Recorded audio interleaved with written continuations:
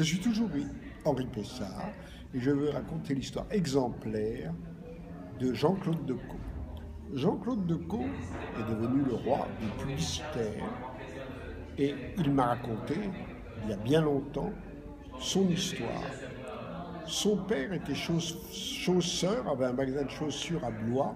Son père part en vacances, lui laisse les clés de la boutique et lui dit tu dois vendre des chaussures, attention.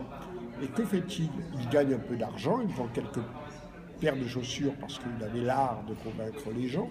C'est très important l'art de convaincre. Et il décide de faire un peu de publicité dans les journaux locaux. Son père revient de vacances, son père n'était pas content parce que tout l'argent, tous les gains des chaussures avaient été claqués dans de la publicité. Et ça n'a pas beaucoup plu à M. Decaux père.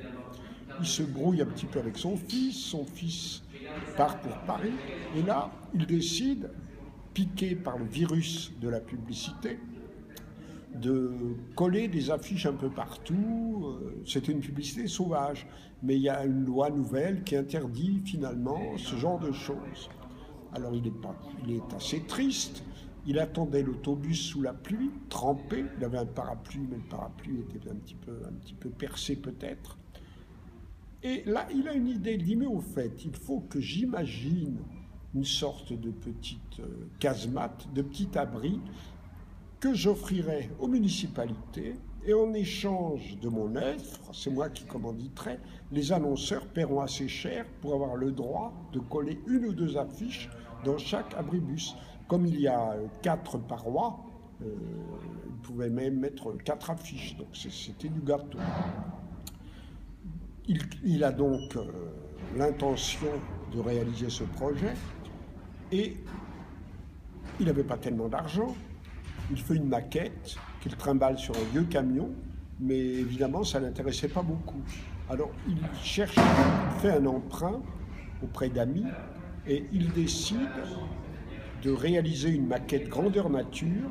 Il achète une belle camionnette, il dépense toutes ses économies, ça faisait à peu près l'équivalent, on va dire, de 20 ou 30 000 euros de maintenant, toutes ses économies, tout ce qu'il avait pu rafler, et puis il commence à faire un tour de France des municipalités, et il explique aux maires ce qu'il souhaitait, et il demande aux différents maires de signer un accord pour ces abribus. Il recueille comme ça une centaine d'accords. Que fait-il après? Il va à Paris dans une banque. La première banque sollicitée était passionnée, intéressée. On dit, monsieur, on est d'accord, on commandite. Et alors, les abribus étaient offerts dans les villes, comme toujours, et ensuite, les affiches étaient négociées auprès de tous les annonceurs. Et il est devenu le roi de la publicité. Après, il a une autre idée qu'il m'a exposée au début, c'était le mobilier urbain.